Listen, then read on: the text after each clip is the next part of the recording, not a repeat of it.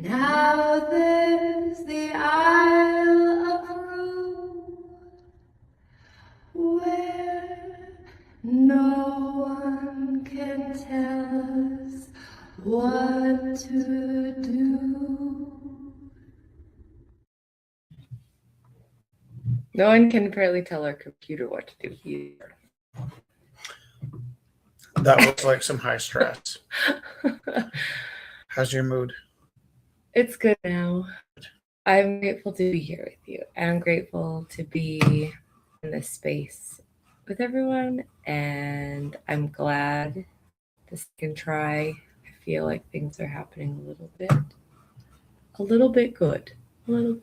Copy link. I'm just putting the link into the comments. Yay! I'm too exhausted to add more links. Scott's here! Hey, Scott, can you indicate whether you could hear us discussing getting the camera or working? how much Because you heard? there is so much love in this household for each other. Give me a kiss. Sugar broker. But also, when the technology goes down, do you blame me sometimes and I blame you, and it's just a crazy circle? Well, I blame the computers, I and you're like, that's crazy to blame the computers. Yeah, I remember. So yes, I heard everything. How did it sound? Did it sound crazy? Well, that's immortally on the computer. Yeah, right. You gotta live with it. I'll live with it. Yeah. Sorry. Did I sound mean though? Do I sound mean?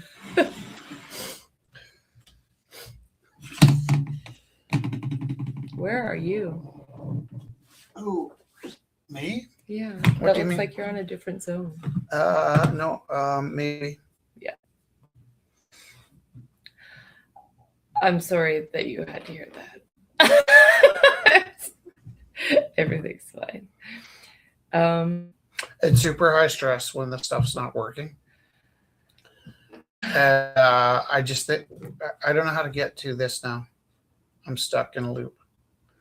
I go back.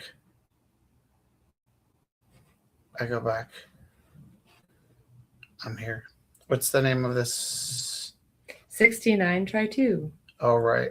No wonder it's cursed. I blame Chester. Okay, look at it, muting, right? Because that's important. Enter studio. Why can't I pick the studio? Leave.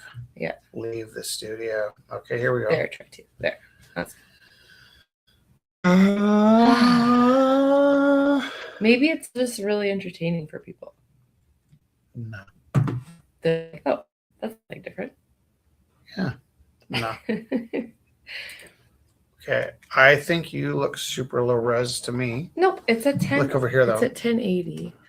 It's just everything's This is what I'm seeing. fine, relax, and we'll all coalesce. Everything's fine. We're 15 stories up. Thanks, Scott. Everything is fine. Okay. You look super fuzzy to me on the screen. Oh no, it's getting better. Scott saved our lives this week. Yeah. Actually, like again right now, because he his calmness. It's good. I'm gonna work on a moth. It's nice calming you down, like a maple moth. I think. Scott, are you gonna join us? I put the link right here. He said he's just about ready. Oh, okay. So if he doesn't come on, we understand. Because we know you're just about Okay, ready. your mic's off? No. No, I'm getting a message saying can't hear you both. That was probably from before. Okay, I'm writing sorry, but it's for the best.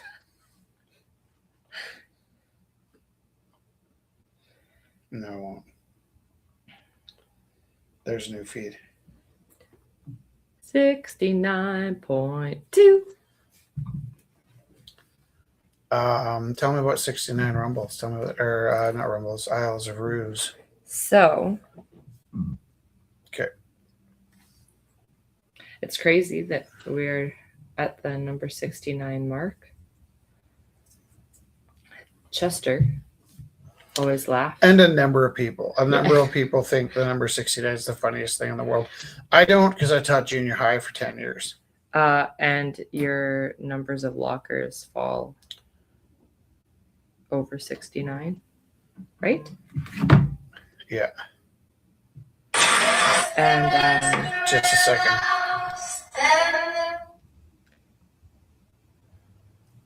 Okay, so how much crazy is on the line? look, What? What is it? What? your other lens came wrapped in papers. When? Like Today? right now. Oh, we gotta go get it. Can we get We that? just got it going. Maybe we can go after if you want. I do. Can I see it? Yeah. This is a weird week, guys. That is. Look at the quality of that versus the other one. Yeah. It's like a real lens. Okay, so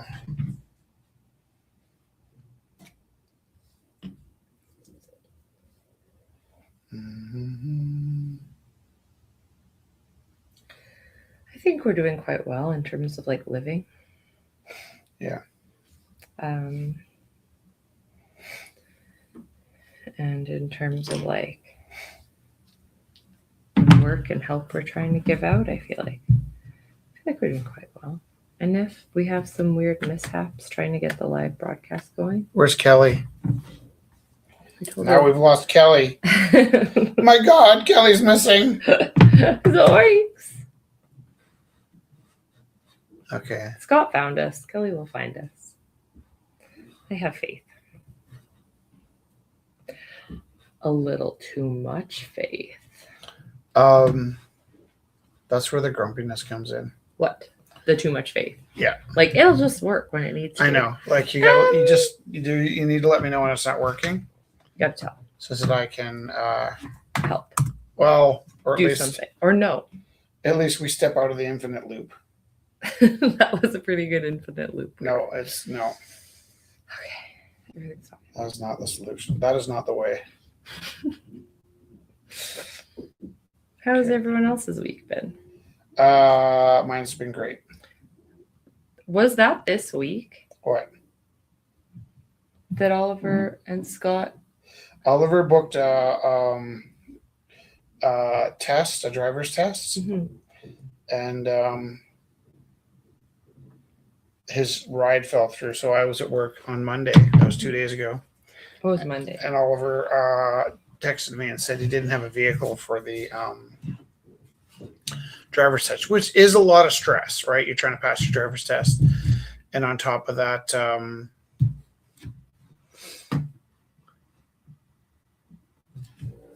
you're not familiar with the car and you don't know if you're going to get a chance to take the test. And I personally was super proud of my son that he managed for following through. Yeah. For like trying it anyways. I would have had like a meltdown for sure. And Scott met him and took over and is just so gentle and calm, and we're very grateful. Any ideas for drawing stuff? I'm doing a pretty moth. It's called a maple. I think it's a maple moth. Rosy maple moth. Look. All right. Yeah. Little guys. It bordered on heroic. 100% Scott. What did? His feats of wonderfulness on Monday helping Oliver. You know what? In the way that you can never tell when I'm joking, I never know when Scott's joking. I miss the punchline every time. And he is funny. But he's like he said Oliver, that is. He like errs on the like hardest side of now what? It's a new link. Yeah, Oliver did go to the heroic side of the human spectrum on that day because following through on that was really great. And yeah, you're right. You and Scott can both say things, funny, jokey things with a straight face, and it's hard. Keep an eye out for Zach Abbott. Is an habit of coming in at the last second. Us too. Right.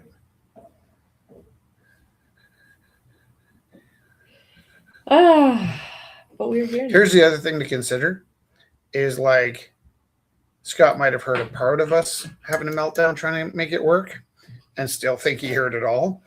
And he might have missed the worst of it. And yet he might have like heard like the worst of it, like bleh. And what I actually, the only thing I'm not proud of, like, you know, like you shouldn't say things or do things that you're not proud of. And I feel like that all the time at school, that like this idea that the teachers are afraid that they're going to get videotaped doing something silly is like, don't do anything silly. And so the only thing I'm not proud of is what I said was, if it's not working, I need to know so that we can fix it. Yeah. And out of context, people might think that I don't trust you to fix a problem. I do trust you when it comes to problems. I 100% trust you to do what? Hope that it'll just get better. Hope that it'll solve itself on its own. I have a solid hope system. Yeah, no, I would never want to like contradict your faith that things might just fix themselves without trying. It's really noble, really. But at the same time, when you need things to work, I think he's teasing me. I think he is teasing me. But also, like, we really did manage to hit 604 Wednesdays, and I'm going to say 69 plus 604 is 100 and what's 73? Do the math. Great. 173. Right. 173 times that we didn't get canceled. I kind of got canceled once or twice, but like in ways that I could live with. Like, yeah, I'm sorry, that's a you problem. But for the most part, we really like nailed the art of like not getting sucked into drama and not getting trapped by like the kinds of problems that could have been like really like problematic for us. And like the times that we did kind of get like near to that drama, it was super traumatic. Like it was super traumatic if somebody heard something wrong or did or felt that their piece wasn't treated well or whatever kind of problems that we managed to avoid week after week. Yeah. And there's definitely things we had to resolve for sure. Because you deal with people. Anytime you deal in people, and art is a vulnerable space. And you mean crazy people? No. Right. I shouldn't say that. I mean people, like crazy humans. People. Right. Like all humans. And including us. Yeah. Like every human is dealing with their own stuff. Right. And it's like a lot. And you're making art, so you're extra vulnerable. Yeah. And it's like, and if people have money, like before, it's like if people are thinking about money too, it's like, oh,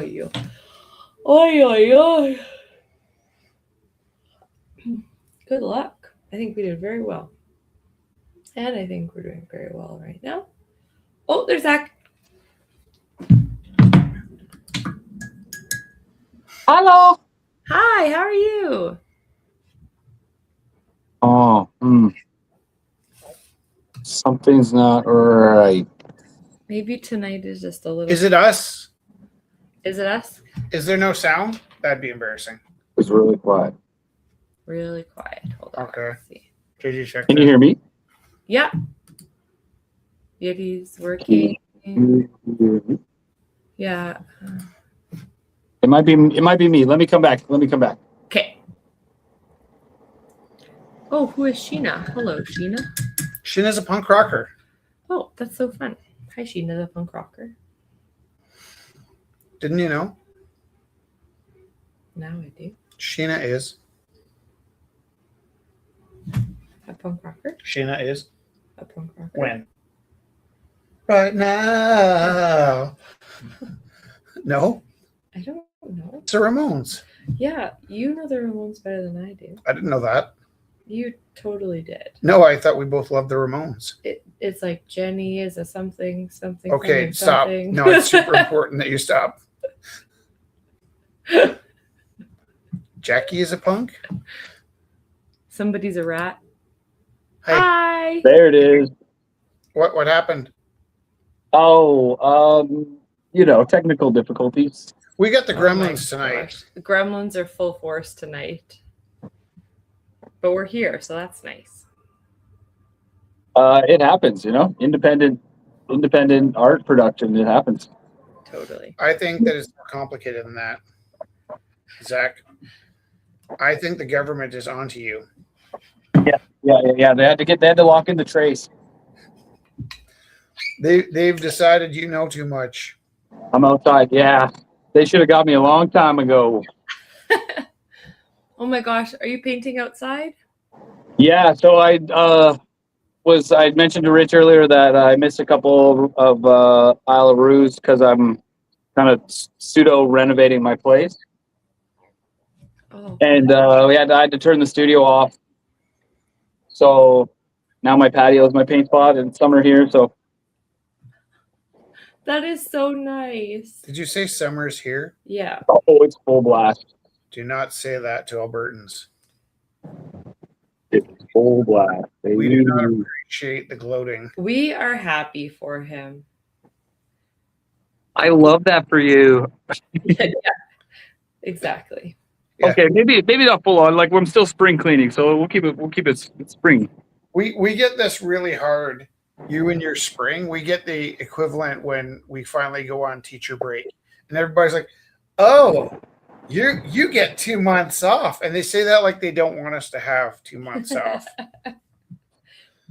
And then they don't really, Actually, they avoid right. us until September, and then like, "Oh, I guess you're going back soon." It's like, That's a pretty good comparison, actually. Yeah. People in BC with their beautiful apple blossoms. Yeah. To us, to us in the summertime. what they don't understand is that we need the 2 months off so that we don't jump off a bridge or something like. Or the 15th story. Right. Just kidding. Yeah. The mild weather is a bonus out here for sure. Cost of living crisis is real though. Yeah, that's true. Yeah, well, and that's what I often tell people is that, like, when you live in Alberta and you come out to Vancouver and you're walking around the seawall and you think, oh man, I'm not living my life right. I should live out here all the time. You don't recognize that the people that live in Vancouver are not walking on the seawall. They're on their way to their second job so that they can pay for their rent. Yep. Yeah, that's real. Yeah, like the list of touristy things that are, that I haven't done is longer than the Vancouver stuff that I have done. Right? Yeah, it's working. What would you do if you had time? What is something you're craving? Oh, probably more skate parks, more painting outside. Probably more like painting outside. You know what I mean? I've been the plein air. I've been yeah. Well, not so much plein air. No. What Stanley Park? What is Stanley Park? Would I go there more frequently if I? No, like going out to the park and painting with all the artisans. Oh yeah. Not your thing. I don't paint outside like that. We live quite close to the Calgary Tower, and I often think, because we've been shooting a lot of photography, that it'd be nice to go up there and take some photos. The problem is we live in a high rise a few blocks away from the Calgary Tower, so I feel like Jess and Felix and I would be the least enthused people to go up there because it's different than our view, but not entirely. It's not completely different than our view. Yeah, that's it too. There's a really funny story about fancy parties, and this fancy party has a tiger in it, and the way you know that someone hasn't been to a fancy party like that is they're taking photos of the tiger. Right. Because to everyone else it's just another tiger at the party. What? Keep going. Right. Yeah. That's what those all white parties were all about. The where everybody wore exclusively white clothes after Labor Day had to do with, like, if you showed up in brown, they knew you weren't part of the group. You're one of the poors. Right? You're not one of those. Who let the help up here? They not like us. Hey, you like Jay-Z? I used to. Right? Yeah. I was just thinking the same thing. I have my music on.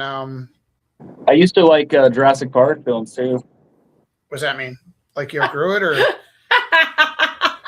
what am I called? Dinosaurs. Don't believe in dinosaurs? You believe in dinosaurs. I'm sure we've talked about dinosaurs. Oh no, right. I forgot. Okay, never mind. You don't have to believe in dinosaurs to like Jurassic Park. It's all I know, fiction. yeah, it's a great film. It's a great film. I hope you saw that film as fiction either way. Oh, true. Yeah. Yeah, Good call. what I was saying was we were editing some film in the bathroom, and because my hands are full, I put, instead of putting records on, we put my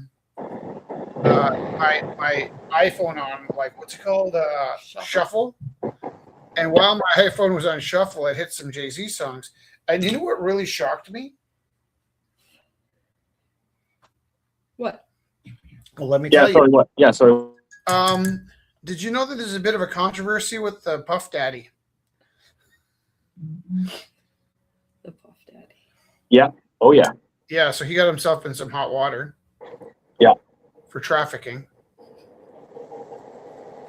And then there's all this like talk about like, how dare you accuse this beautiful man of trafficking? And like, meanwhile, who's involved in this trafficking? And I sort of feel like with the Trump files and the Epstein files, everybody forgot about Puff Daddy, P. Diddy, and his trafficking problems.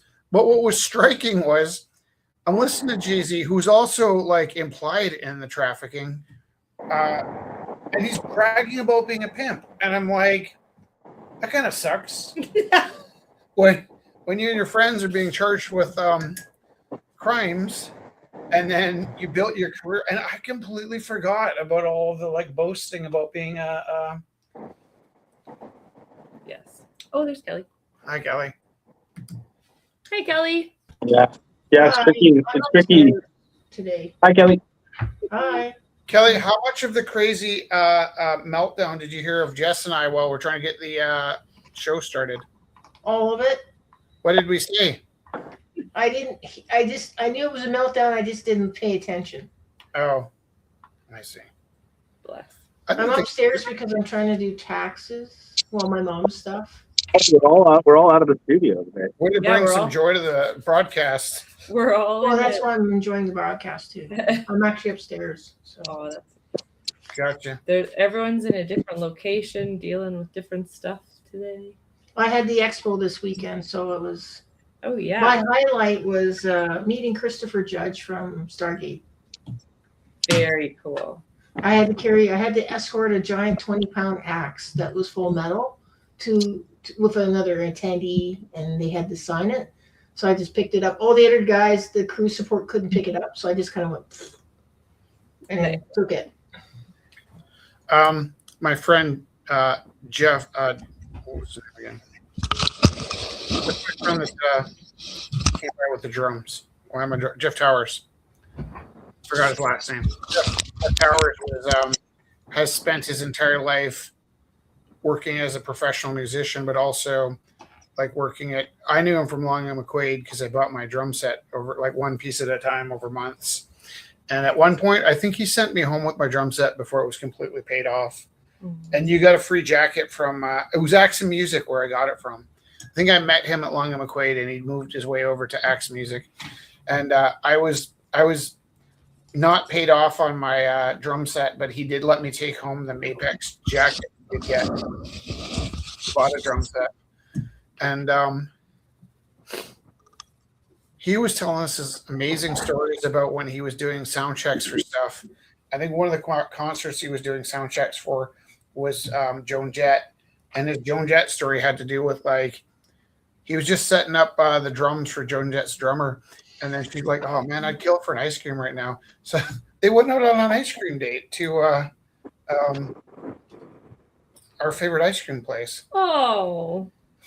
Now, I wasn't sure for a second there whether he actually said it was our favorite ice cream place, but I remember that the story involved an ice cream place. And I also remember that he was kind of wigged out that somebody threw a longboard in his backyard. And at the time, I wanted a longboard, and I think mine got broken or stolen. So he gave me a longboard that was like, he lived in Marteloup, and somebody had just randomly thrown a longboard into his backyard. Sorry, I had my mic on. That's sweet. It's okay. We have done lots of weird stuff.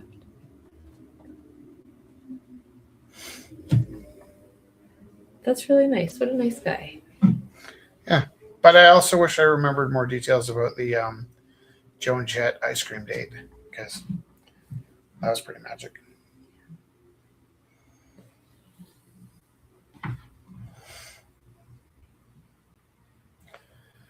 How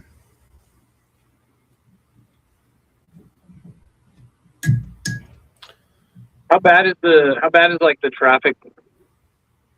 I can't hear any traffic sounds. Besides, we measure traffic in units of good.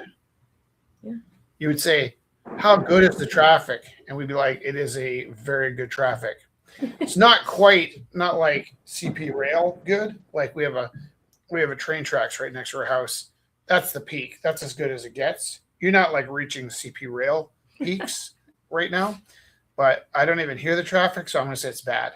I love that. I love that. How good it is. That's like such a healthy like attractor, move. I think I grew up on Como Drive. Is that a place? Is that a road? Como Drive? Comox? Como. And then it was so loud, the traffic, especially when it rained, you could really hear like the cars whooshing by because it was a bit of a thoroughfare. And not Comox, that's in Victoria. Como Drive, I think it was, I could be wrong. It was near Monday Park, which is actually not Monday Park, but Mundy Park. And I think it's also like part of my compulsion to live downtown, but I especially like the sounds of train tracks all the time. So yeah, you could not let me down with traffic sounds. There's never enough.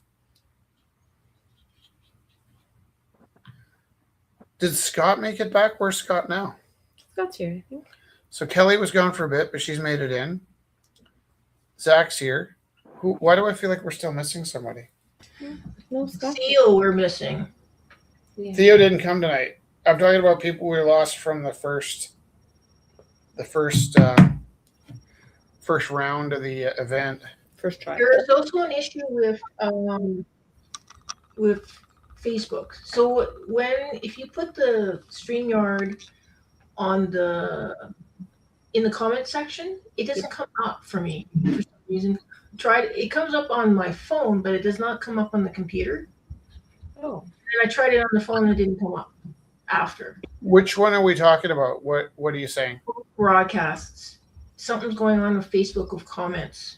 Okay, but where on Facebook? Because I think we're broadcasting to several places on Facebook. Where are you finding On it? Facebook, on the comments section. So when you're On which page? the live. Rumble. On what's the page that you're on? What Facebook page are you on? Let's see if I go back here. I'll check. Is it the Rumble House? Is it Rich Teru? Is it Jess? Is it It's the Rumble House one. a Rumble House? Yeah. So I noticed last week on my page, because we share it to my page as well. Our friend was commenting all the way through the event, but we never got back to the It one. works on the phone. So there's the comments from today, but I could not get that on my computer. That didn't come up.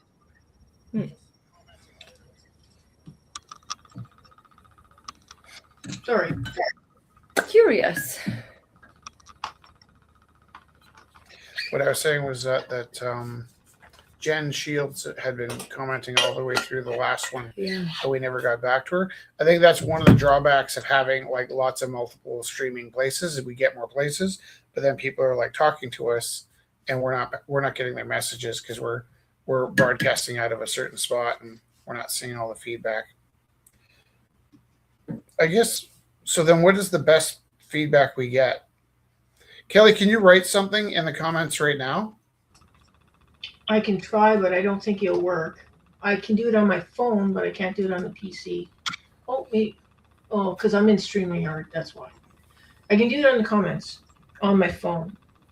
But let's see if I can open up on the computer. Hold on.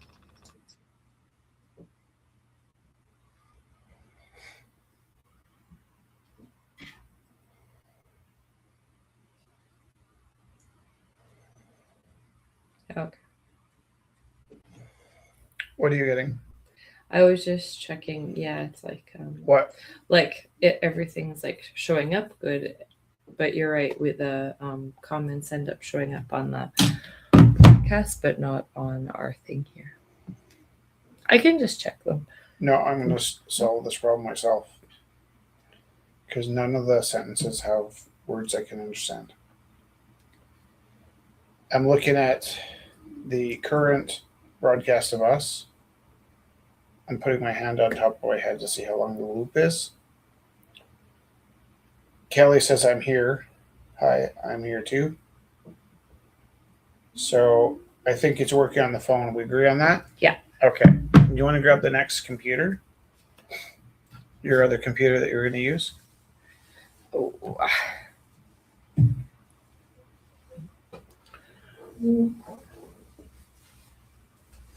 There's this funny story. I'm multitasking here. Oh, don't worry about it, Kelly. We're going to figure it out. Thank you for letting us know.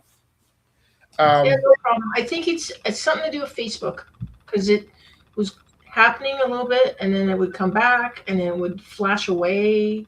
But he would say comment and then all of a sudden it would be gone on the PC. Okay. So it was kind of weird. I'm like, what the heck? Would you like me to come in through Not Rumble House? Just open up. From the outside or the Go inside? into your Facebook page, please. Like, yeah. Does that make sense? I'll try. Jessica. Be a Jessica.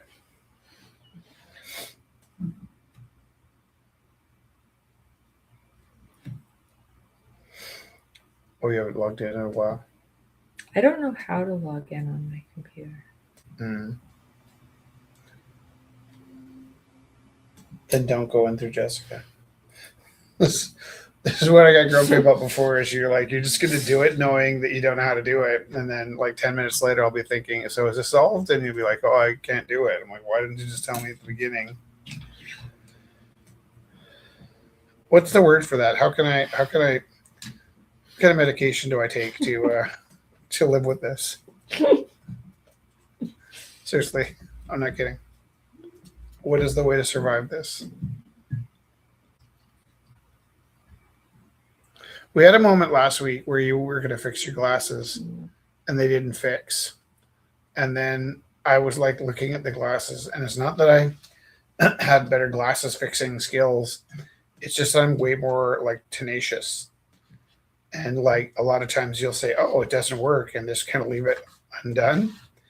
And so like you and I could be like driving to Vancouver, and I would wonder why you're not wearing a seatbelt as we're going over the cliff, and you'd be like, "Oh, I couldn't get it plugged in." I'm like, "Why are we driving if your seatbelt's not on?" And then as we're plummeting down the cliff, you'd tell me you didn't want to bother me. I'm like, "It bothers me that your seatbelt's not on." And then I sound like I'm a crazy person that complains all the time. Are you able to put comments? Like, Comment. Kelly, the comments are working, but thanks. It might be just a crazy night where, to be honest, I've been dropping a lot of things since Darcy passed. And I wonder if he's just sort of in between here and there, knocking things out of hands for me. No, look. What?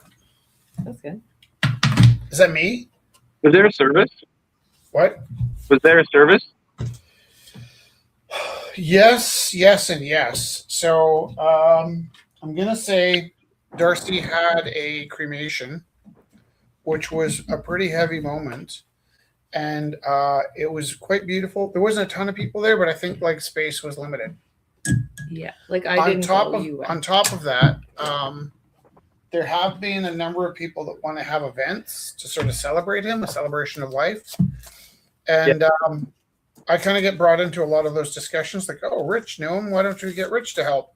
And the thing I'm trying to be really respectful of is that his son is currently putting something together.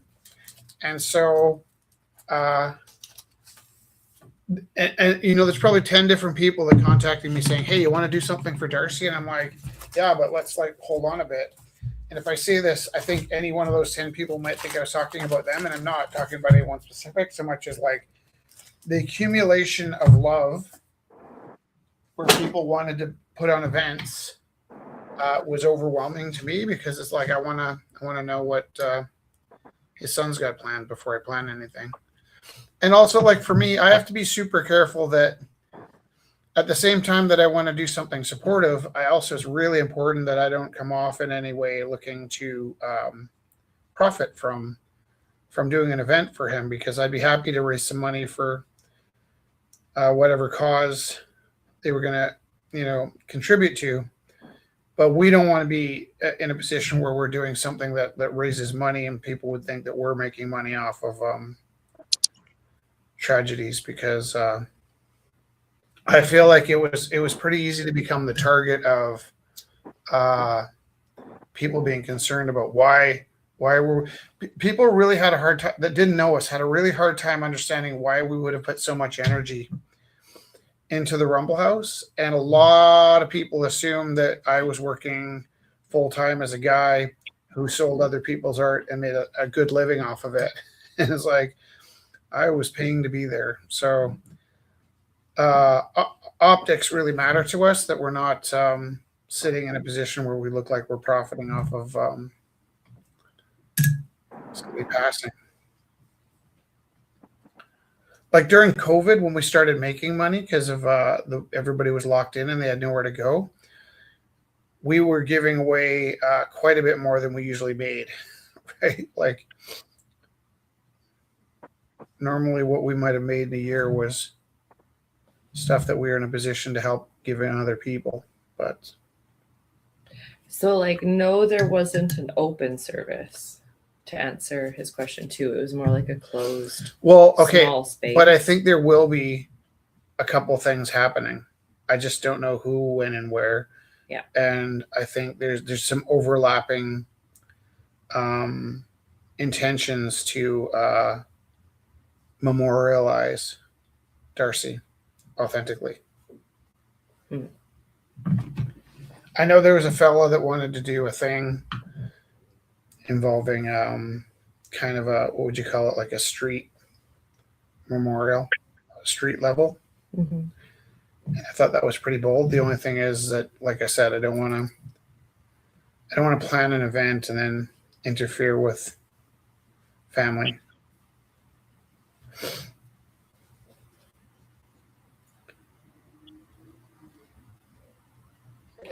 We're not really the planners anymore If either. there's something there, yeah, if you could keep me posted.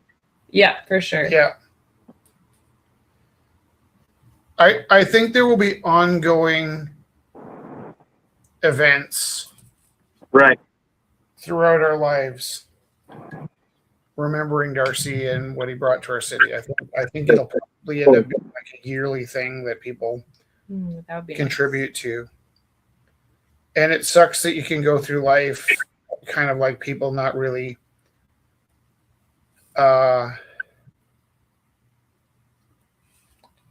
recognizing what you mean to them until you're gone too, right? Like I know that Rembrandt, was it Rodin froze to death outside of an art gallery in the back gallery, where his sculptures were inside being kept warm, but he was locked outside, and he petitioned to have a space next to some of his sculptures that would have made a lot of sense to him. Like, hi, I'm going to die tonight. Can I please sleep next to one of my sculptures in the warm gallery? And they're like, gallery curators were like, no, that's not what this is for. And then he literally froze to death. Darcy did not freeze to death, but I feel like more doors could have opened for him in his lifetime. Yeah, give him the roses.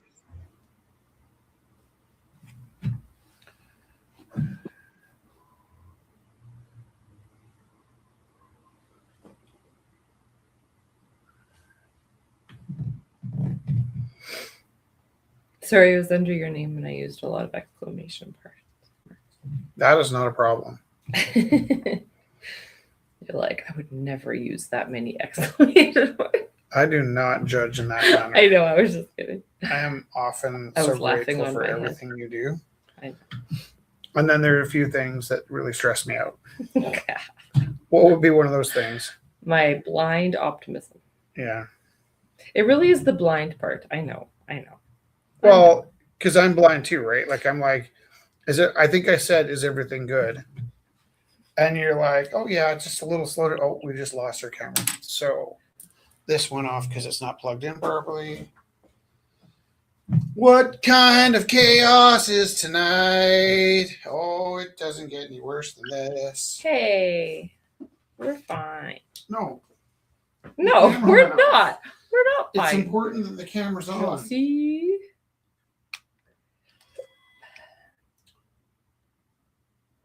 Come on, you. Hang on a tick. Oh, it's back. Yeah, but it's not charging. Because maybe this cube is dead.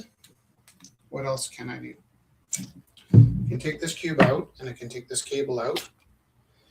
I can find another cable and another cube.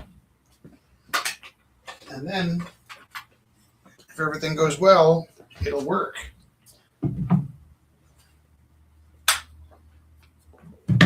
What do we got now? Do you have a screen on? Or? Yeah, we have your picture. Okay, hang on. Tickety boo. Okay. How about now? Not quite. How about now? Oh. How about now?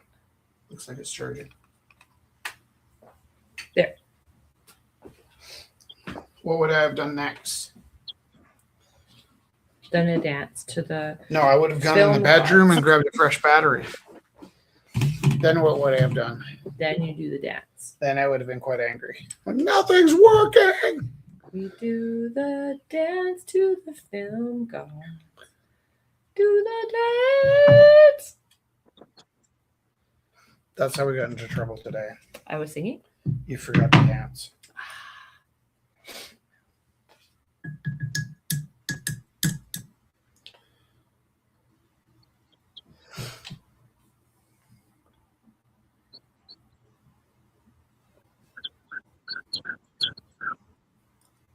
Is that a bird?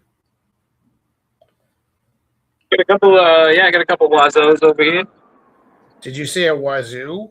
It was French for bird. Oiseau. We are a bilingual Oh, there you go. program. A Like- wazoo? It's like Sesame Street. Well, how does that work when you get something stuck up your wazoo? Oh, Is that a different that's word? the one. That's that a a same- wazoo. Is that different then? Yeah. Very different. That's a different dance too. What's a wazoo then? Wazoo's butt. How's your French? Do you speak French? A little bit, yeah. Did you go to a French immersion school? It was. I studied it in a French country. You went to France? Close. Senegal. Oh, wow. When did you do that? When I was a kid. I didn't go there like for study. I was like, my father had a job opportunity. Very cool. Right. And were you in immersion? Was it all French? No, but it was definitely mandatory. There was a lot of French, and then it was also everywhere all the time. Right. So my Uncle John, very famously within the family, had been sent to Paris to learn French.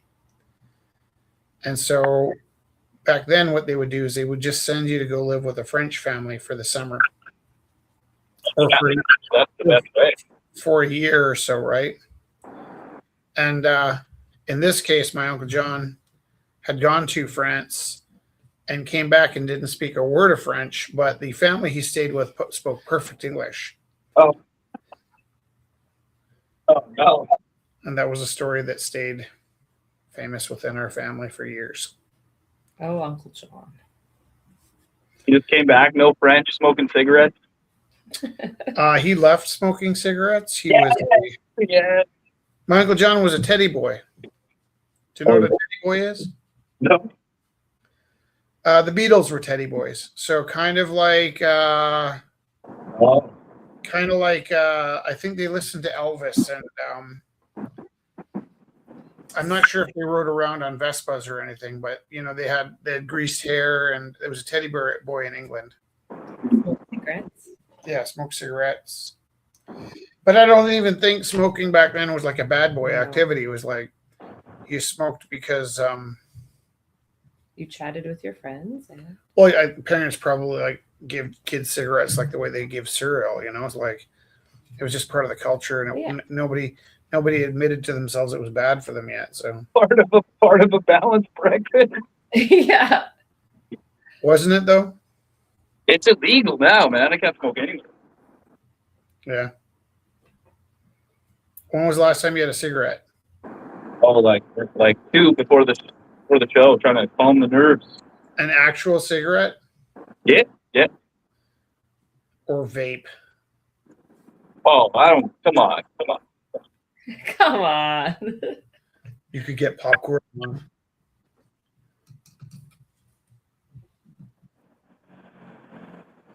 I'm like an adult, but when people say popcorn lungs, it does sound like a scare tactic. It sounds like the kind of thing that adults would say to kids to keep them from vaping. I'll vape like in a concert. Somehow that's okay. What? Yeah, like I couldn't hack darts at a concert, but I could rock like a little cherry smoke. Like in prison, you can't quite get away with smoking pot, so you start shooting heroin. Right? There it is. Natural consequences. Well, it's ill-conceived, right? Like I don't know why they would stop people if they had access to pot. Like, why would they stop them from smoking pot? Like, how's that? A lot of people are serving sentences in prison for like still outdated. Did they not get like let out after? No, in the States, like still life sentence stuff. Like private prisons keep the statute strong. It doesn't make sense to me how that could be profitable.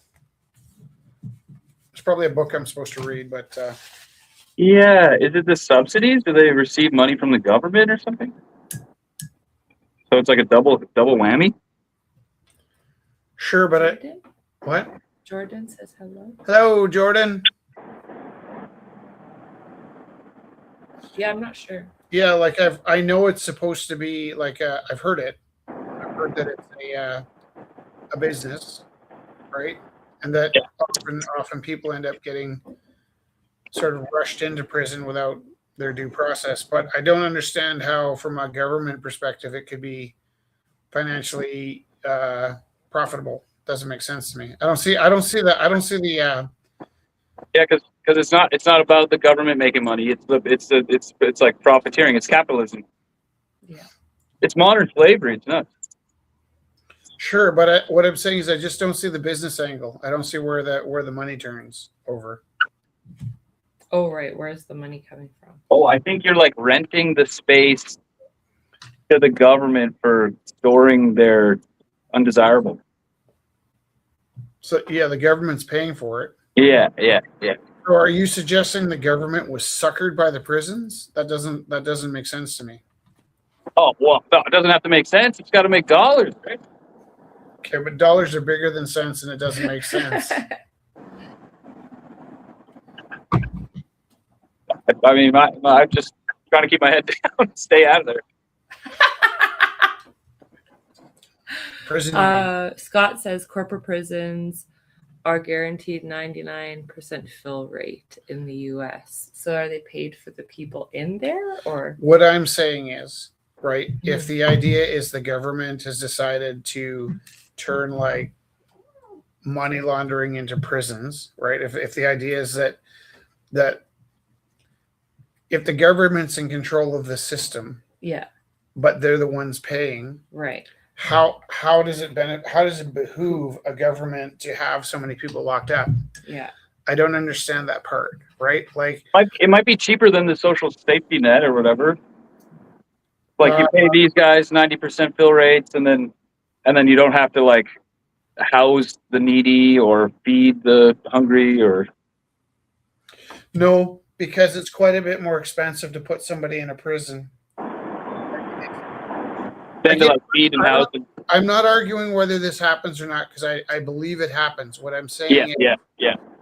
I can usually see the hustle, right? And I can't. Okay. Like it's so bad. You talk about no, but we talk about things like everybody knows that the governments are putting people in prisons because they make money off it. I'm like, I don't see where they're turning the dollar, right? And like, it might be an No. That's it. See, that's the mistake you're making. It's not a governing body responsible. It's a capitalist system responsible. So the capital pays for the politician to put these rules in place to pay the guy who put the politician in place. Who's driving the bus? Exactly. It's madness. The wheels are coming off the bus, right? I know, but who's driving the bus? Yeah, the almighty dollar. The dollar can't drive the bus. The dollar's inanimate. I think he's saying that it's gotten to a point where there is no one driving. That's okay. Look. We're going philosophical and you're asking literal. Like what I'm saying is that I have a tendency to believe that there's a corruption. But there needs to be a force driving the corruption. It can't be just like pure evil floats through the universe. Prisons are here. You know what I mean? Like, Yeah. I own a piece of land out in the middle of nowhere. I put a prison on it. I get my nephew to go to school. He's running for office. I pay for his campaign. He puts the youth into my newly renovated yard. I make money off the government for having a full house, and then my nephew keeps rocking his roll, makes a pension. Cycle continues. So it's like The Departed. Ooh, it's a really big spy network. Exactly. It's a big greasy melting pot. Oh shit. Oh, those are the good guys.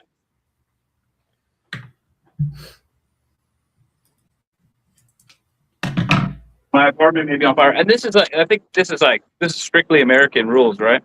Yeah. Okay. So there's one family and they have a prison. Yes? Okay. Yeah. And they are controlling the entire American government. I'm not leaving, I'm just getting yellow thread. To keep their one prison open. That sounds like one family. No, it's millions. It's millions of prisons. There are not millions of prisons in America. I don't have my chat bot on me, but there's more than one family. No, but there aren't millions of prisons. Running this scam. There aren't millions of prisons in America. All right. I got excited. There's probably tens of thousands of prisons. So, are there tens of thousands of prisons? Yeah, the incarcerated population in the United States is like a legit percentage. I'm not arguing with you. I'm trying to understand the situation. Hold on. How many prisons? I mean, I'm not an authority on like how the private prison system works in the United States. So I'm not. I appreciate you trying to help me understand it. I'm not. Yeah. Cool. I mean, I know little about it, but I can follow the loop. I can see the loop. Just a second. There's about 1,500 to 1,600 prisons in the United States. There's around 3,000 local jails. So there's under 5,000 prisons, right? For 300 million Americans?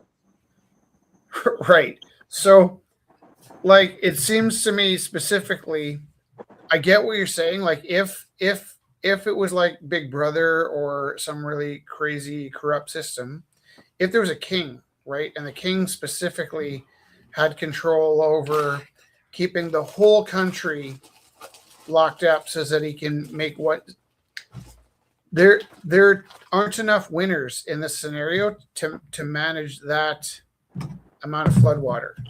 You know what I mean? I'm not saying that you're wrong. I'm saying I can't see the pathway where it's a little bit like bullying.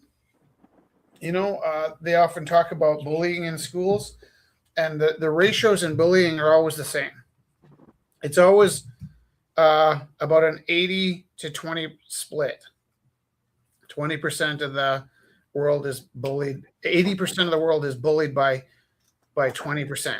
Okay, so they interview like 1,000 people, and 800 people say they've been bullied, and 200 people are willing to admit they were bullies. But there's a problem with that statistic. Can you see it? What they're missing percent? No, it's the question about how do two people push 8 people around. Oh yeah, got it. Right? And if we say 80% of the population gets bullied and 20% of the population is bullied, it so feels like it holds up because 20 plus 80 is 100, right? Yeah. The problem is when you stop and you think about it, right? And I talked to the kids about this. If I put the 2 strongest kids in grade 9 in a tug of war with 8 normal kids from grade 7, the grade 7s will beat the grade 9s on the tug of war, because if you have 8 100-pound kids, that's 800 pounds. And if you have 2 200-pound kids, that's 400 pounds. And so eight kids are going to pull the arms off of even the 8 smallest kids are going to pull the arms off of the 2 biggest kids. And so this idea that 20% of the population is bullying 80% of the population makes a great story, but there's definitely something kind of askew. Yeah, man, careful, man. We're inciting revolution here. There's a fraction of the population is police compared to criminal. Right. Like they can't catch. They can't. Yeah, maybe I should stop right there. You don't have to stop. You can keep talking. But this is what I'm kind of getting at, right? Is that do you know why it appears like 20% of the population is bullying 80% of the people? Because no one ever looks at themselves and says, I'm the bully, I'm the problem, right? And it isn't like eight good kids and 2 bad kids. It's not 2 against 8, right? It's that every single person is 80% good and 20% bad. And so we're all, as a group, part of this 80% that gets bullied, and we're all part of the group that 20% that is bullying. And we just have this sense that there's good guys and bad guys, but we're all the good guys and the bad guys. Does that make sense? Yeah, I like it. So when we say like, oh, there's this secret committee that's profiting off of Americans being in jails, if there was only 3,000 people that were evil and had all the Kabbalah, yes, in your world, that were in the system to profit. Hold it. Do you have a chat bot? Ask what the American prison system makes. Jordan was talking about the remand center and Canadian things, and I don't know that much about that either. Okay. Yeah. I gotta get a phone. This is a glitchy broadcast here. Yeah. Are you leaving? No. I gotta get some power. Okay. Yeah. No, I definitely I'm not saying that the Canadian government's any better. I'll tell you, with my one friend, he'd been put into prison, and then when he got out of prison, he was having some problems. And it turns out that if you have problems in Canada and you've had a legal problem, rather than getting the psychological help you would normally get, they just put you back in prison.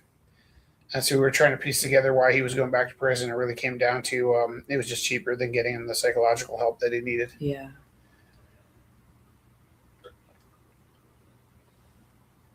Again, and I'm not arguing this point.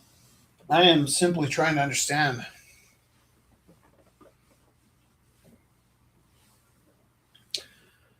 Do you have a tissue?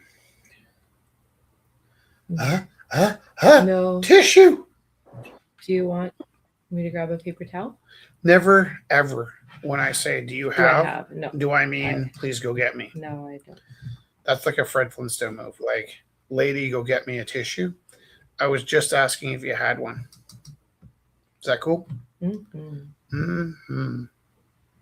Sometimes, if I don't know where the tissues are, I might ask you to go get me. But that's just because you keep the tissues hidden from me, so I can't take care of myself. But no, I was not asking you to get me a tissue at all. I can see some, I just can't read. And they're not the good kind. They're the kind with the deers on them. Joe, a deer. Whoa. What? This is actually really crazy. What? How this system makes money, revenue, and profits. So it's government, public funding, for-profit models, and private companies. It's like there's multiple layers. The government contracts and per diem rates. Private prison companies such as Core Civic and GEO Group enter contracts with governments like ICE to house inmates, often receiving a guarantee. Okay, ICE would be totally different because, first of all, that's new, and I think inherently corrupt. Okay, but all of that's what all of this. Again, I'm not saying that I think the Americans' prison system isn't corrupt. What I'm saying is that I personally can't see the cash grab. I can't see where. So they receive a guaranteed daily rate per I need to know who they are. Core Civic and GEO Group were examples. Those are the people making the money. Okay, yeah. I want to know why the people making the decisions are making the decision to give the money away. What's the benefit for the government to be? Okay, so then here, this is the other parts. So the cost. Wait, somebody's telling us. Yeah. Yeah. Taking people to jail instead of the hospital. 100%. That I believe is true. Now, is that a lack of resources or is that intentional? Probably intentional. I also knew somebody that was just getting their life turned around with some legal issues, and right before they sort of reached the point where they're about to break through to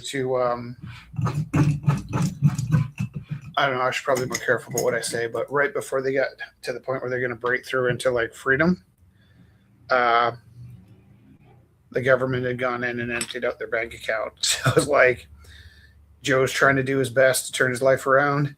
And I think my theory is maybe like the powers that be were like, is Joe wasn't his name, but let's just say Joe, Joe's about to hit like Freedom Street. They're like, let's just empty out his bank account and see if he makes it through this. Shocker. So I think like to some extent, they are sort of yanking your cord while you're struggling to get your find your footing.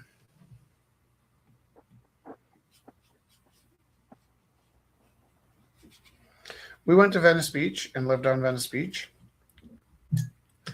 And I remember one of the kids at my school had a Venice Beach t-shirt that was like the t-shirt you wanted to get, but we didn't end up getting it. And then they left their t-shirt out in the schoolyard because they're like playing soccer, and they'd taken off like an extra layer. And so at the end of this class, I'd picked up the shirt to take inside and put in the to give back to the kid. I think they changed like schools or something. And that t-shirt sat around like the lost and found all year. And I remember one of the last days of school, I was looking for something that I'd lost in the lost and found. And I found the Venice Beach t-shirt that I was so like, you were so envious of when we were in Venice Beach. And so since that student had already moved on to a different school, I like recycled this Venice Beach t-shirt out of the Lost and Found. We don't have a Lost and Found anymore, but it's since become your favorite t-shirt, and I'm painting a picture of you in this t-shirt that we kind of like I found in a field. It's my favorite field shirt. Yeah. It's so soft. Also, like the warmest blanket in our house is our street blanket. So we would give away blankets when it was really cold. That started with Darcy, right? Darcy was kind of lingering around the gallery one night when it was really cold. I was like, hey, you got everything you need? And he's like, don't ask me if you don't want to know. I'm like, do you got everything you need? And he's like, no, I'm heading out to sleep in the cold. Everybody wonders, can you just let me sleep in the gallery all night? I just said this about who? Rodin, yeah. But then at the same time, you can't let people stay in your gallery because it's it's not sustainable. You won't have the gallery to help them make rent the next month, right? So, to have to send my friends out into the cold, knowing they're sleeping in the cold, was pretty awful. So what we started doing was leaving coats and blankets outside the gallery, and the best blanket we had was a blanket from your childhood. You were like so generous. So you're like, oh, I guess I could spare this. So we put your blanket outside. And then after we'd gotten home, you kind of sheepishly told me, you would do this a lot. Like you put your favorite baby blanket out on the street, and then we're at home and you're like, actually, that was my favorite baby blanket. I'm like, why'd you put it on the street? You're like, well, we're doing the saving people stuff. It's like, not with your favorite blanket, you nut. So the next day we went and your favorite blanket was still on the table. It was like the one blanket nobody wanted. So because I had ultimate faith. No, it worked out that way, that the one blanket that nobody wanted was the one that you wanted. So we've taken it home, but it's on our bed and it has a name. What do we call it? It's going to be the street blanket. Yeah, the street blanket. Like, can you pass the street blanket there? And That's not the even field that. T-shirt. It's just called street blanket, right? Yeah. Like, pass me street blanket. Yeah. And yeah, it's still one of the nicest blankets we have in the house. But True. I'm not clear why you thought that was the blanket to give away, actually. I get swept up in I- moments. You were right. Get swept up. Kelly is cuddling you. Can I ask you a question? Yeah. Did I spend the last 5 minutes filling time so that you could look up the answer about the prisons? And I teach me? did, and then you were talking about stuff. Tell me about the prisons. Okay. I thought it was getting too spicy. We had to change it up. What? So there's many structures like layered in. There's foundational, pre-trial colonial roots to people being housed before their trial even. So that's where they're like housed like kind of illegally before they get legal help. And that's what Jordan was talking about, is if you can't afford a lawyer, they give you one, but it's not the best lawyer. So then that's how some people are even making money. And then there's different structures that like develop. Now it's government contracts and per diem rates. So private prison companies such as Core Civic and GEO Group enter contracts with governments, like government departments, to house inmates, often receiving a guaranteed daily rate per inmate, regardless of the actual cost of care. So they get paid for the people, but then they don't turn around and put that money towards the people. There's also a pay to stay and booking fees. Many jails charge inmates for their own incarceration. I'm laughing as how stupid this is, including room and board, booking fees, medical care leading to debt, inflated commissary prices. Private vendors charge high markups on basic goods, soap, food, clothing. Families pay for through commissary accounts. Telecommunications exploitations. Companies such as Securus Technologies and GTL charge high fees for telephone and video calls. Portion of the revenue often shared with the correctional facility. Prison labor. They're getting free labor. They're often paid pennies per hour. Okay, wait. That would make sense. That part would be like governments are putting people in prisons so that they can get free labor. Like if that was the answer, somebody said, oh, it's easy. They just need free labor, so that's why they put people in prisons. That would answer my question. Yeah, that's a big one. Yeah. Applebee's uniforms. Even Did you say Apple? Applebee's uniforms are made in prison. that's crazy. So even though most of the prisons are publicly run, the entire system, public and private, is deeply connected to private contractors, food services, medical vendors that profit from the system. So it's a 27.7 billion annual system. No, what makes sense to me is they're able to make people do work, and that's why they would want people in prison, right? Like why American governments would want people in prison if the prisons are making profits off it, it's like why would, let's use some local terms, why would Ralph Klein go out of his way to put people in prisons so that Joe Newendike could profit off it? I don't see the connection. But if you're telling me that the reason the governments want so many people in prisons is because they're then able to turn those prisoners into slaves to do work, that makes sense. And then who in the government is making money off of this? Yeah, sorry. I think I was trying to answer how, and you were asking why. I think that was good. I tend to get stuck on like why a lot, right? Because if it doesn't make sense, like for me, motive really matters, right? I might have an argument with a kid in my class, and if the argument with my kid in my class is like, okay, I wanted you to get to work and you wanted to hang out with your friends, and that was the conflict, right? So if it was my job to teach you art, making you angry at me doesn't help me teach you art. If it's my job to teach you art and you're hanging out with your friends too much, I might try and balance out the hanging out with the friends a little bit, but at the expense of whatever I'm going to get out of you for art this day, because you can't make good art if you're like feeling like persecuted, right? So I'm always trying to make the kids in my class feel comfortable and happy. It means I have to put up with more crap than most people would, because my first goal is to stay comfortable and happy. Their safety, comfort, and happiness comes before my safety, comfort, and happiness, because I can't do my job and teach the art if they don't feel safe, comfortable, and happy, right? So when there's a conflict, it's like, I need you to understand it doesn't benefit what I want to have a conflict with you at all. Yeah. Right? Because what I want is for you to just be happy and make some art. And there's no point in me waiting for you to make art. If you're miserable, you'll just make miserable art, and it'll make the people that see it miserable. So because I believe in this thing I'm doing, I'm really at a disadvantage, right? And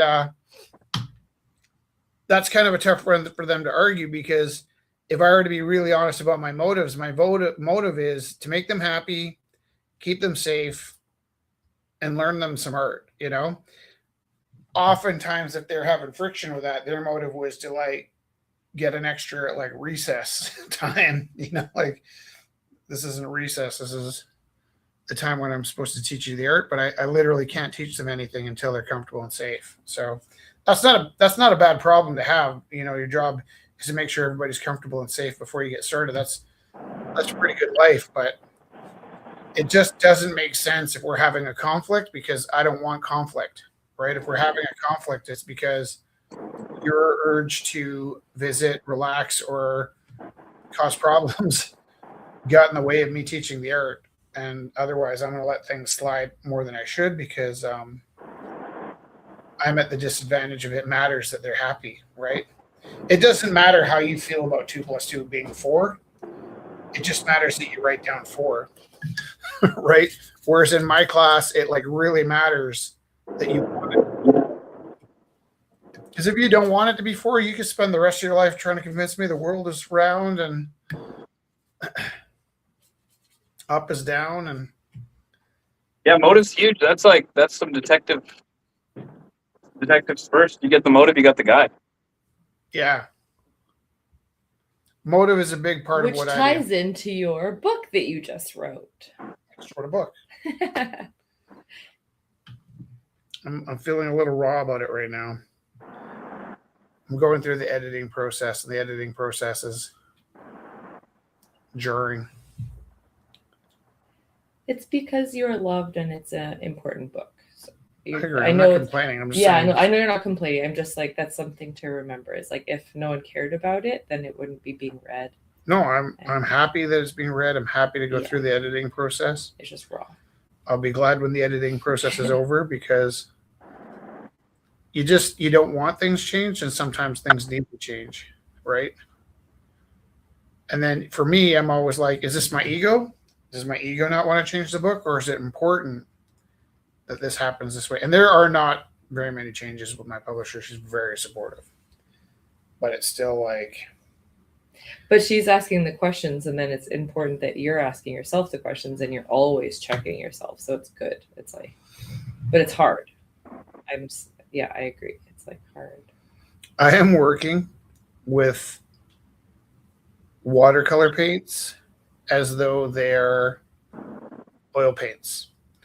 And it is such a funny process once you get this thick, because with oil paints or even acrylic paints, when you want to change something, you can just go over top of it.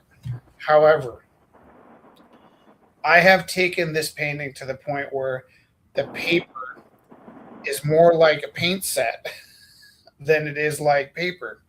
So when I add fresh water to this paper, what ends up happening is I'm, you know what I mean? It's like I can be scooping from here or scooping from here, but I've built up a surface that is so paint saturated. And this is not how to use this material. If there was a watercolorist watching me do this, they'd be, I don't know, mortified. Maybe you're using it more like gouache. Yeah. But I think that's wonderful. That's like a great place to get to, actually, because you just move things around. No, it's awful. I'm having an awful time. Don't be positive right now. I'm telling you, I'm in pain. I'm having an awful time. This is awful. I feel like my teacher won't let me visit with my friends. You're not happy and safe? No. I'm sorry. I guess I was feeling a little raw about teaching today, too. Yeah. It can be hard. It happens. Mm-hmm. Zach, do you watch TV? Not anymore. Ever? But I do. Yeah. Did you see any of the Godzilla show? Godzilla the series? Yeah. No. Called Monarch. Cool. We don't watch a lot of TV, but currently we've been watching a little bit of Monarch. Gotta watch Monarch. It's awesome. Is it like origin story? Where are we at? It's Godzilla. It's kind of like a present. It's not an origin story. Yeah. It's kind of like a reboot more than an origin story. Okay, like a retelling. Yeah, and then it's also a bit of a menagerie. Okay. It's like they've taken like 100 years of Godzilla lore, and they're finding ways to squish it all into one show. Whoa. Did you see the new Frankenstein film? Yes. What did you call it? It's a word that lives in my head now. Use another word for The Cryptid? nope. Big.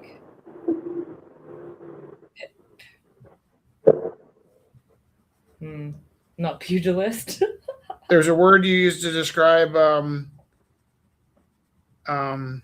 Frankenstein, and I really loved it. What was it? Bad design. Sounds like monolith or something. The Unga Bunga, what did you call it? Oh. It did sound like pugilist. It was the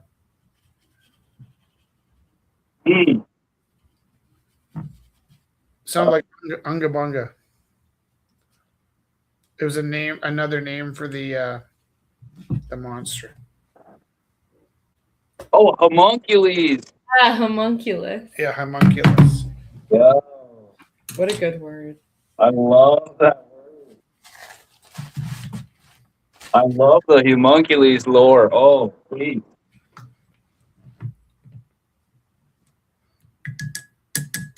Like alchemy talk and like secret society talk and like, Secret society.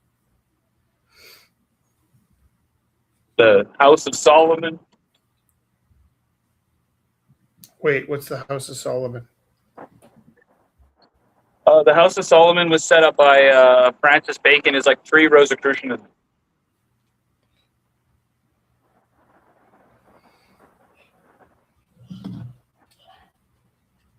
Francis Bacon might have been Shakespeare.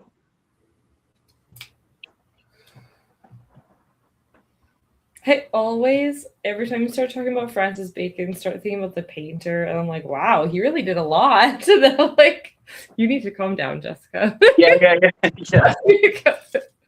I think Jess and I both think of Francis Bacon when you say Francis Bacon. Yeah, when you say the painter. I try to block that guy. That guy's art is terrifying. It is heavy. Francis Bacon's art is terrifying. Yeah.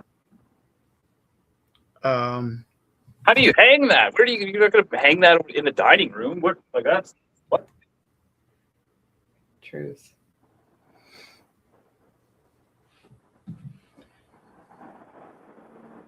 He was unconcerned. He had to get those images out. Oh yeah. Not why they were made. Yeah. Unconcerned with the couch. Yeah. Well, and then there was actually, it reminds me of in the 90s,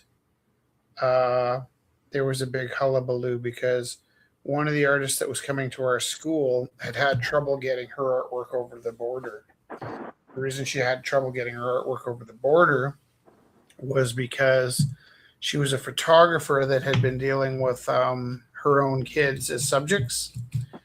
And the border guards were not pleased with the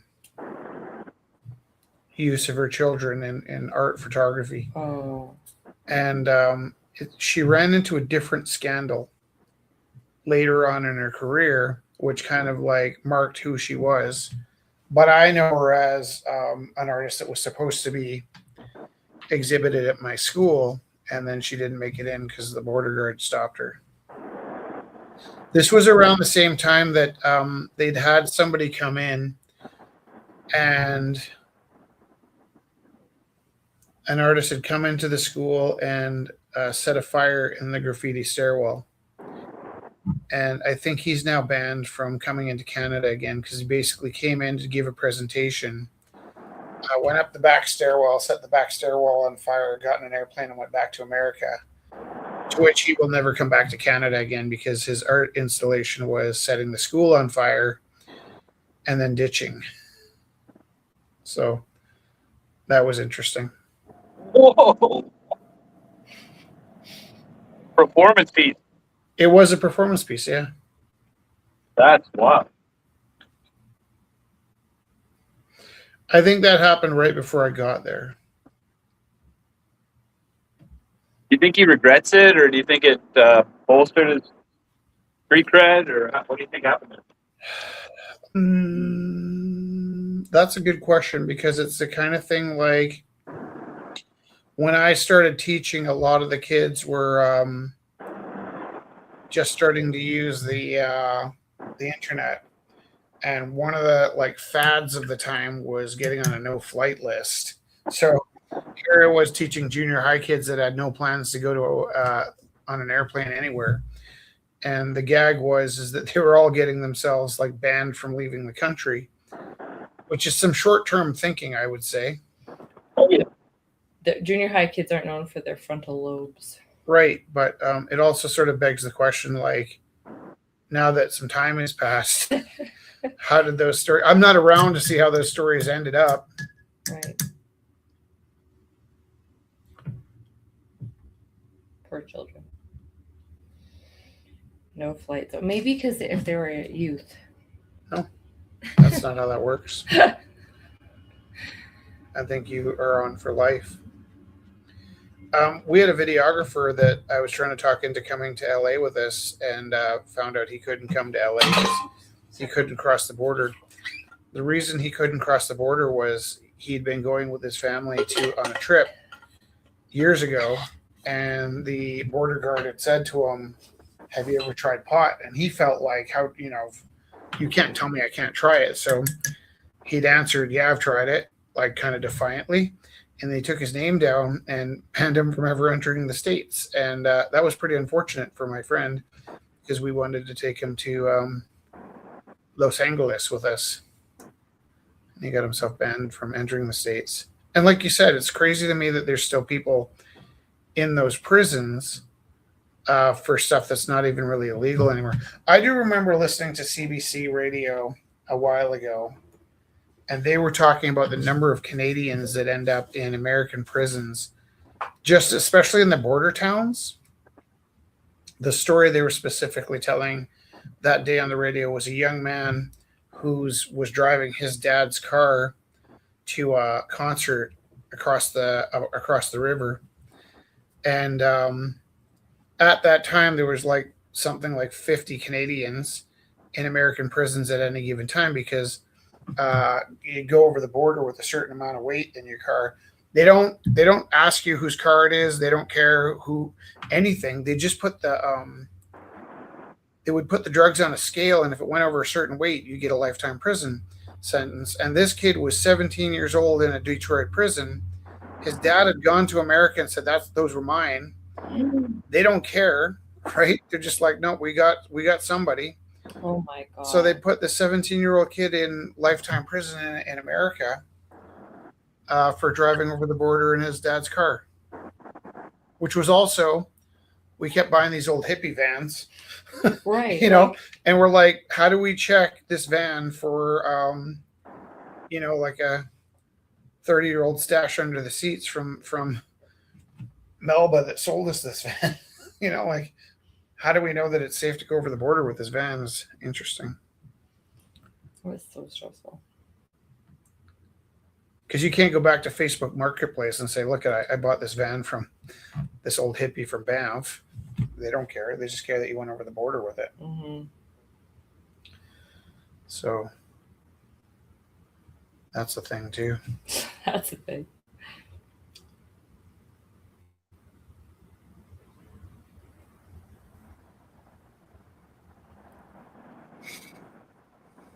Did you see my moth? Can I show you my moth? Love it. Moth. Boop.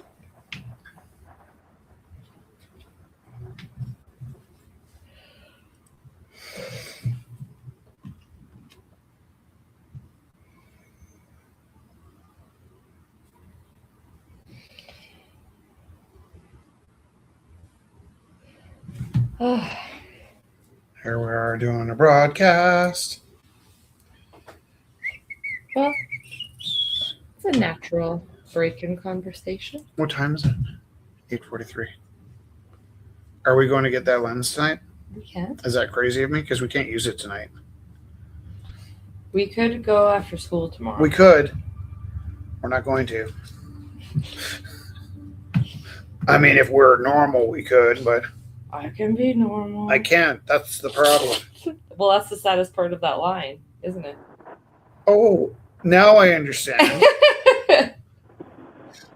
For 10 years, you've been telling me it was the saddest line ever. Now I learned that it's because you don't think I can be normal. I don't think you know what normal is, or I know what normal is. It's fine. I was just kidding. I know. Who wants to be normal? Yeah, exactly. I'd be insulted if you thought I was normal. Truth. Boring or normal, I think, is like the biggest insult. Zach, would you call yourself very normal? Paranormal? Paranormal. Teru normal. Teru level normal?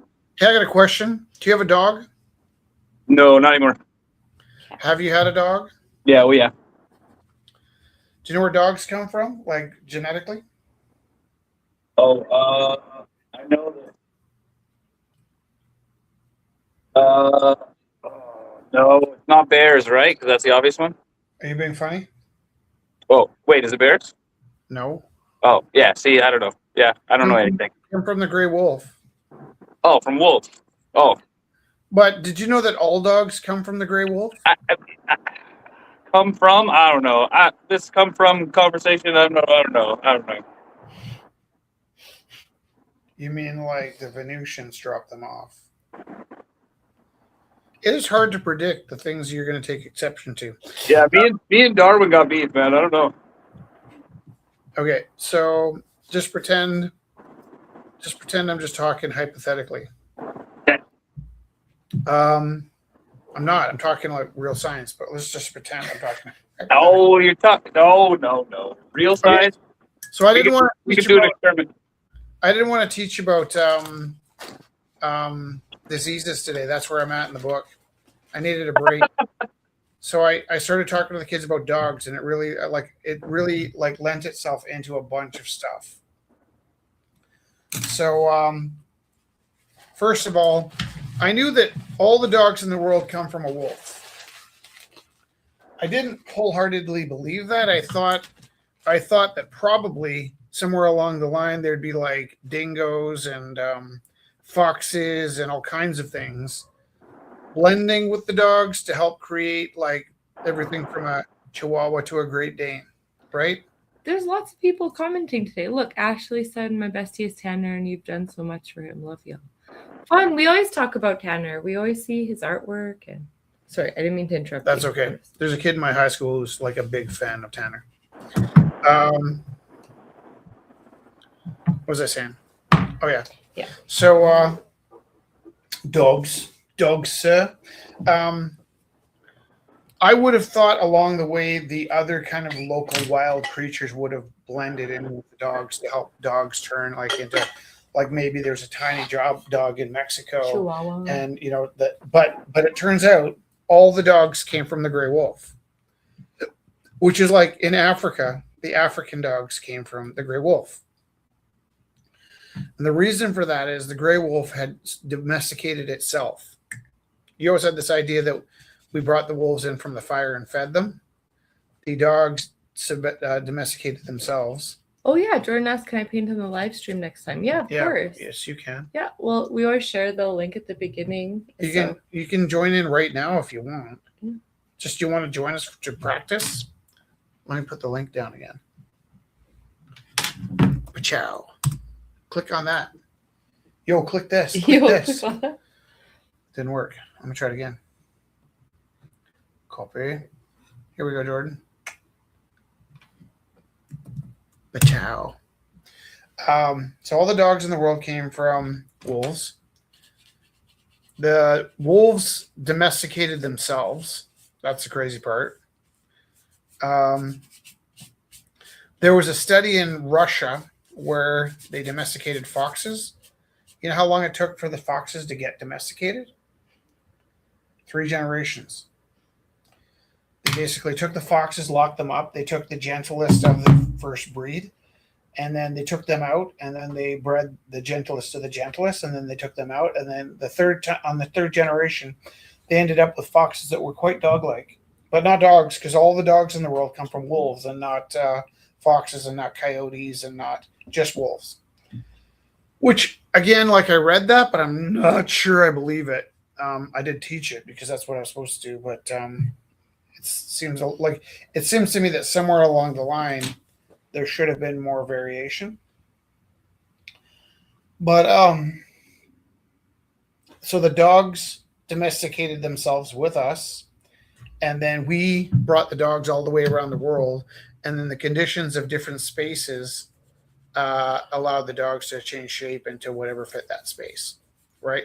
So the Chihuahua from Mexico is a descendant of a wolf, and that's the cutest sentence. What? Yeah, but they are, and it goes like that all around the world and back, right?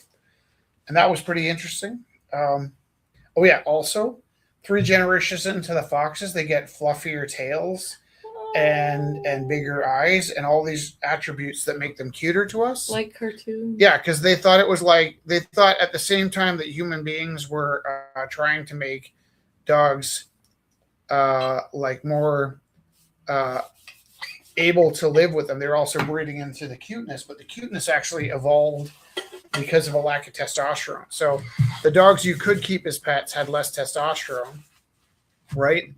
And then the dogs you couldn't keep as pets had lots of testosterone. That led to like 5 things. You know what the 5 things were? What? What are the 5 things? One of the 5 things is they got to practice hunting. So they need testosterone. Yeah. Right? They rank. Testosterone is part of how they establish rank, which is also breeding. That right? makes sense, yeah.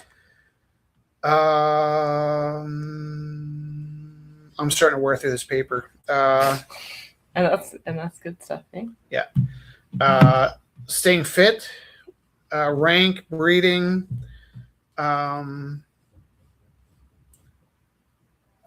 hunting, practicing hunting.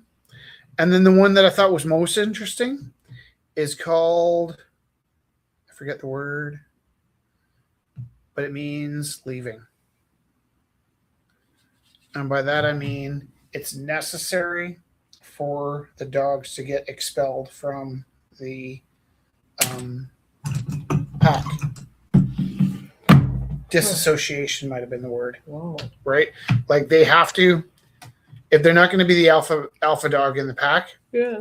they have to get kicked out so that they can go off and find the pack that they're going to live with. Right? Right. They got to find their people. Dis something. I thought it was super interesting That is really like. to look it up on my phone.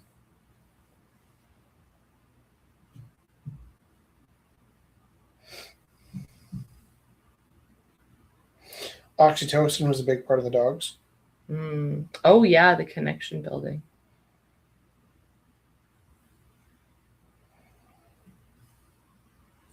I have these little leftover rectangles. And I love them. It's very mid-century modern.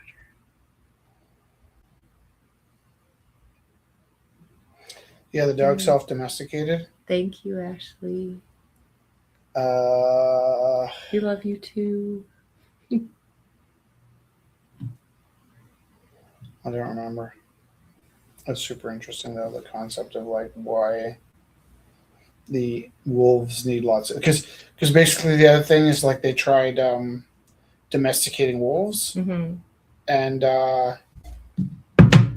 what would happen is they'd be kind of okay as puppies, but then they'd just start messing things up, and like the reason they mess things up is they need to be kicked out. Like just that idea of how you like start to with your parents have friction. Yeah, I was gonna say it's like If you it's don't have that puberty. friction, you stay at home forever, and it makes things really like. So you have to get like disconnected to the pack. But I forget the word. That's a good word. I get good words. I get all the best words. That guy. Disengagement might have been what? That guy was part of the next part of the jail conversation that you were asking about. Which guy? The guy who has all the best words. How much money he got from all of those things in his. Donald Trump is connected to American prisons. Yeah, they give a lot of money to, like Zach was saying about campaigns. Right. I can believe that prisons would be contributing to campaigns. I can totally believe that. I just don't. What I was saying was, and I wasn't arguing it. What I was saying was, I'm not able to like intuitively find the connection between keeping prisoners in prisons and money being generated for the people that have the power, right? And I think what Zach was saying was this idea of like maybe you're funneling it through your family. That makes sense to me. But yeah, sorry, I was more concerned with the how.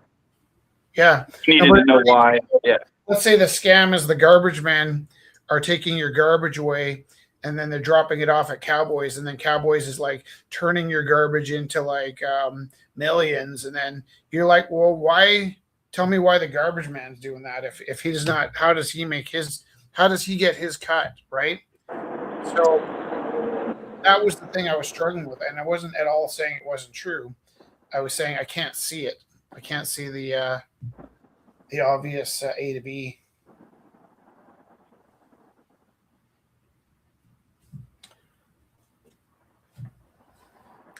Sorry, Ashley. Oh yeah. So she's saying. Oh, the nice thing about this without the space is we don't really need help anymore. We always used to have to ask for help with rent. Do we have super chat on this? I don't. Who's actually super where? Show me chat. where. These last three here. I'm not sure about super chat. Comments, media. I saw somebody on earlier, Private chat. and I was worried that they didn't make it back. Yeah. It might have been Ashley. What's Ashley's last name? Is it Wells? Nicole. Ashley Nicole. I'm not Because sure. sometimes people have like their middle name Yeah. combinations and stuff. Especially as teachers, we know this. Right. Yeah. But everybody's welcome to join us, and we're not really doing anything, so it kind of takes the pressure off.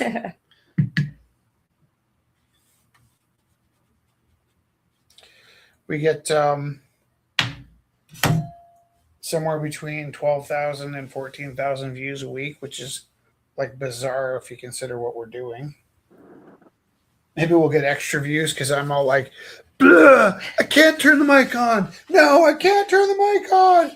Don't touch the mic. And all of a sudden it goes, like, that's why I can't turn the mic on.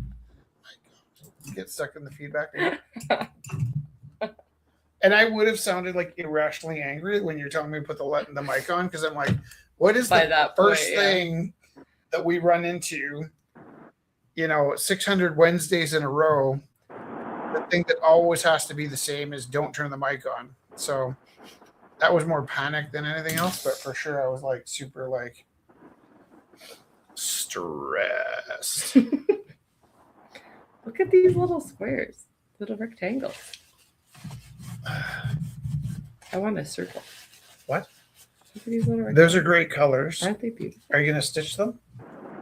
Because these are the offcuts of all my bugs and my animals. And you're done, or is that all you have left? No, I have lots left. You to just make. saw the offcuts. And I've been amazing. collecting them in a stack.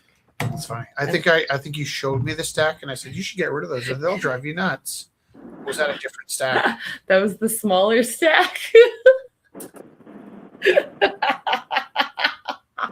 Like, am I not speaking the truth though? That if you are have, 1,000%. if you have these stacks of like little sometimes though, you just have to get rid of them because it's so tempting to spend the rest of your life trying to find a use for them.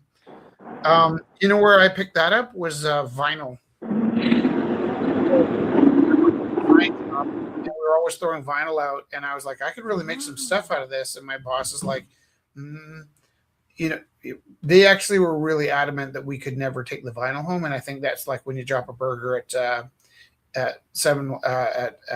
McDonald's, you are not allowed to eat off the floor at McDonald's, because what they don't want to happen is the staff goes in, starts throwing. You get a little hungry, and you just drop a piece of burger on the floor, like, oh, I guess I better eat that, and then you could be starving your face off, and they're still going to fire you if they catch you eating off the floor, because it's just they don't want to set that precedent. Capitalism. Capitalism was actually like a response to, was it socialism? Somebody was inventing socialism thoughtfully, and they're like, well, if it's not socialism, what's it going to be? And they're like it was originally a burn. Like, well, if you don't have socialism, all you have is capitalism. And the capitalists are like, that's what I want to be when I grow up. Well, it's interesting because like people who were raised in a place where like a communist regime actually did come in and take away rights, and like my grandma got really mad. I remember her complaining about the boots they had available, and because that's actually the impetus for her making her own clothes, because she grew up in a communist state. Mm-hmm. And so like we look at communism ideally because we're living in like late stage capitalism where everything's burning. You can't, what I found out recently is you can't say to Albertans that we believe in communism, because they like first of all take us seriously, and then they get upset. So I was having a conversation with my friend, and I referred to myself as a communist, and I said it because I knew any second he'd start calling me a libtard. So I was trying to get ahead of the libtard conversation by calling myself a communist, and then like realized later when I upset him, he's like, you are a self-professed communist. And I was like, not really. Like, I just said that so you wouldn't call me a communist. Like, I was trying to preempt his attack on my character. Yeah. Not that I think being a communist is bad, but No, I'm just saying, like, I'm not actually a communist. Not authentic to say that. And it's interesting. But you and I joke around those lines because we're like, communist adjacent with the way we live our lives. Yeah, like we're mostly socialist, and we give and so that's the idea. But like it's interesting because this one time this kid called me out of like, well, no, because you like making your own things, and you like you're kind of a more individualist, and then you're very great generous though. So it's like it kind of borders on all these things. So that was kind of interesting because you're right. Like I like making my own clothes, and I don't have like the base. Was that communist or Boots. what are you saying? Well, like you kind of had base like clothes and boots and everything because everyone had to pool resources and there wasn't You like can use the word you sorry. with me. Oh, sorry, not And you. I don't know if you're talking about me Right, sorry. or you Humans or the living in royal that you. people living in that structure. Yeah. In one version of that structure, because that's like the idea of pooling resources to make sure everyone had a little bit of stuff and all the same clothes and all the same boots. Like I said, I'm kind of mashing up my grandma's experience with like these kids learning from social class, and then it's like it's never been one way because every ruling class ends up taking it and making it their own anyways. So it's not like yeah, we're more leaning towards everyone getting taken care of. Again, when you say we, are you talking about me? You and me Okay. are more in line with everyone getting taken care of than us making money on our paintings. I heard a really great like breakdown of like, well, you're different at every circle. So you go to your parents' place and raid the pantry. That's communism, and then you're hanging out with your friends and they bring cigarettes and you bring beers, and that's socialism. And then with your business, you're cutting deals, you're being capitalist, and then with it's like all these layers, and you're a different ism at each, like different social interaction. Yeah. Nice. I'm definitely more socialist than. I could probably buy into Karl Marx's idea of communism, right. But unfortunately, it doesn't actually work, right? So, what I often thought was awful, though, is like if a person had a BMW, how would it feel to park it next to somebody that didn't have a home? And I often thought about that, like how awful it would be to have a really nice car in a world where people don't meet. And my friends were all in rock bands, so we'd go to the bar and there's a door at the back that you didn't have to stand in line if you were part of the bar scene. And they thought it was really low. A lot of my friends had this status that if they had to stand in line in a bar, they'd walk away and like, do you know who I am? And I always felt like, what's the point of getting into that bar? You'll be hanging out with people that actually waited to get in line, and they'll be looking at you thinking, what a dirtbag. Now, in reality, what I didn't understand is that people are going to be looking at you going, how did he get in when we couldn't? And so that was like how naive I was about how the world worked. I thought like, well, I don't want to be that pig that gets in the bar without standing in line, not knowing that would have like raised my status. But that's just me and my brain not working like everybody else's brain. I like how your brain works. Would you like to get that? I do want to get that lens tonight. Should we go 13 minutes over because we started 13 minutes late, or should we call? What time is it now? It's 9:03. I think we should go get my new lens. Okay. But I want this painting to work out a little bit before I log off. That's important. Right now, I'm embarrassed of the work I've done. It's actually funny because it is horrific what I've done here. However, a few times I've just like gotten fed up and like wiped my hand across it, and on screen it looked pretty great. But at home, like face to face, I keep looking down at it thinking, wow, that's awful. Kelly, did you want to say goodnight? Bye. Bye-bye. Good luck with your mom's taxes. Yay. Yay. Thanks. You probably saw in the background when the cat was there. Yeah, that was cute. Yeah. She was actually watching Rich paint. She was totally focused on the painting. Rich, she's watching Rich suffer tonight, not paint. Rich is captivating when he's painting. Rich is. She was watching you, and she was like totally in tune with it. He was like, "Look at that beast." You're not the first one that said that. Actually, Sandra's McFluffy Pants always watches Rich paint. Like when she has the live feed on, Mhm. her cat likes watching you paint. Yeah, she was just like, what's he painting? Why is that thing going up and down? That's interesting. Very cool. I'm not going to argue with you because I don't know what your cat's thinking. The cat was watching. But I have a friend at work that just had his dog neutered, and I was like empathizing that it's difficult because you know what, you think it's the right thing to do, but you haven't had a conversation, and you suspect maybe he didn't want it, you know, and at the same time they're studying eugenics in the other classroom, so it's like it's a hot topic in school right now. Is like, how do you know your dog wants to have his Right. hoo-ha's cut off? Okay, I'm good. Okay. Have a good night. We love you guys so much. Thank you so much for joining and staying with us. Thank you, Scott, and thank you, Ashley, and thank you, Zach, and thank you, Kelly. We love you all. Sorry We about the love you drunkenness at for the beginning. And sticking with us and the chaos and number 69. yeah, another one in the books. Wah, There we wah. go. Love you guys. Love you. Thank you. Bye. Thank you. Bye.